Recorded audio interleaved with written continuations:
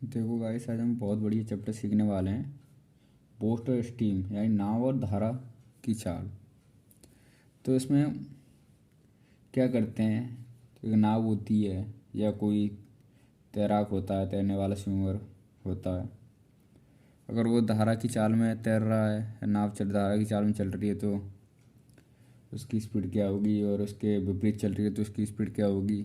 ऐसे कुछ क्वेश्चन बनते हैं तो हम सीखते हैं। जैसे कि चैप्टर का नाम है हमारा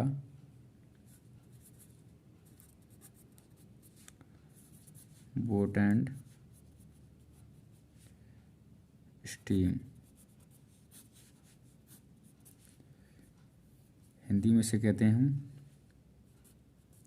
नाव और धारा। जैसे कि हम मान लेते हैं कोई नाव है, बोट है, उसकी चाल है 1 किलोमीटर पर आवर, और स्टीम है, उसकी चाल है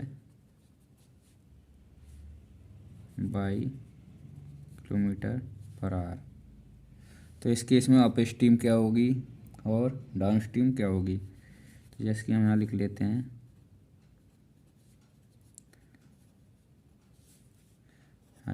अप स्ट्रीम। तो हम तो एक डायग्राम बना लेते हैं। जैसे कि ये सपोज करो नहर है, नदी है, ये भी एक नदी है।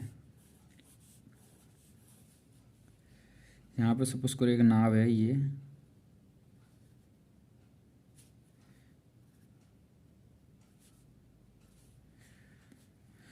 जैसे कि अगर नदी का बहाव इस साइड है और नाव भी इधर चल रही है तो इसे कहते हैं डाउन स्ट्रीम। यानी जिस तरफ बहाव हो उसी तरफ नाव चल रही है तो उसे कहते हैं डाउन स्ट्रीम।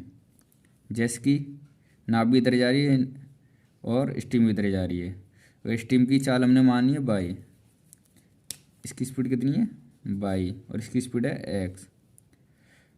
अगर हम डाउन स्पीड में नाव की चाल पता करें तो क्या हो जाएगा, नाव की चाल प्लस धारा की चाल ऐड हो जाएगी। तो इसमें क्या करेंगे, x plus 22 kilometre per our हो जाएगा। ठीक है। सपोज करें ऐसे कि इधर अप स्ट्रीम में क्या होगा, ये नाव है,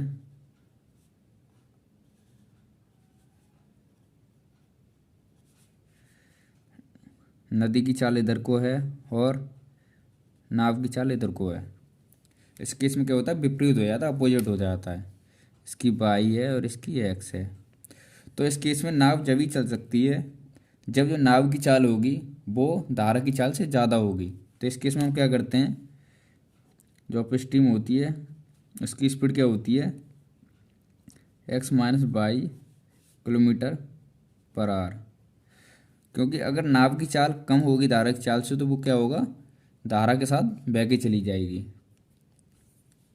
तो उसमें अप स्ट्रीम का कोई कॉन्सेप्ट नहीं बनता। देन हम आगे चलते हैं। जैसे कि हम कुछ क्वेश्चन से लेते हैं। एक क्वेश्चन लेते हैं हम जिसमें डाउन स्ट्रीम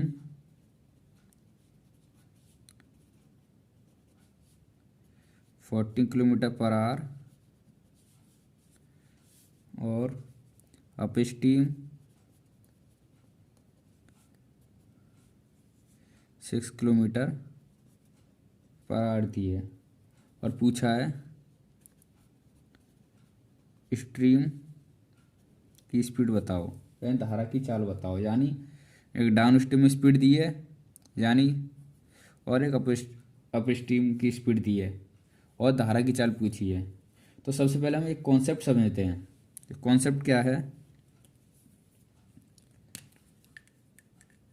जैसे कि हमने देखा था डाउन स्ट्रीम में क्या होती है speed, x + 22 kilometre per our होती है, यानी नाव की चाल प्लस धारा की चाल।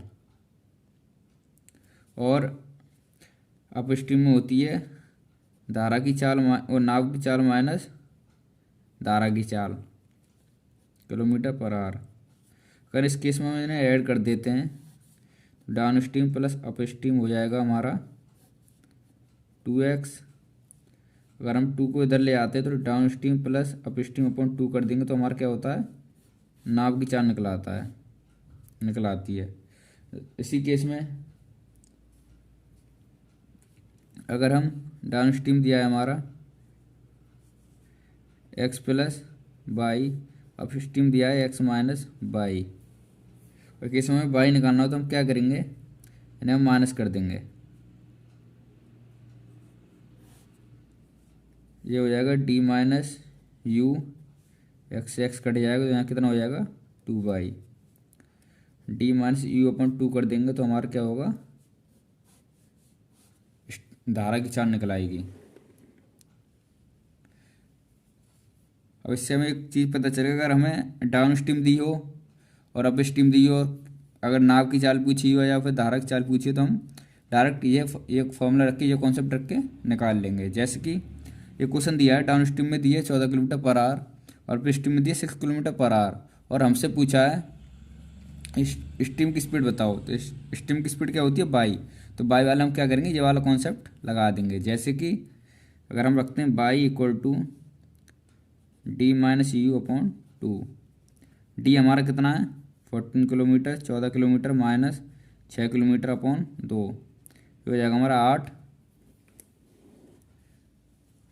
8/2 यानी 4 किलोमीटर प्रति घंटा। जो धारा की चाल है वो हमारी क्या है, 4 किलोमीटर प्रति घंटा है इस वाले क्वेश्चन में। अगर आपको हमारा ये कॉन्सेप्ट पसंद आया हो, अच्छा लगा हो, तो चैनल को सब्सक्राइब करें, लाइक करें, कमेंट करें। धन्यवाद।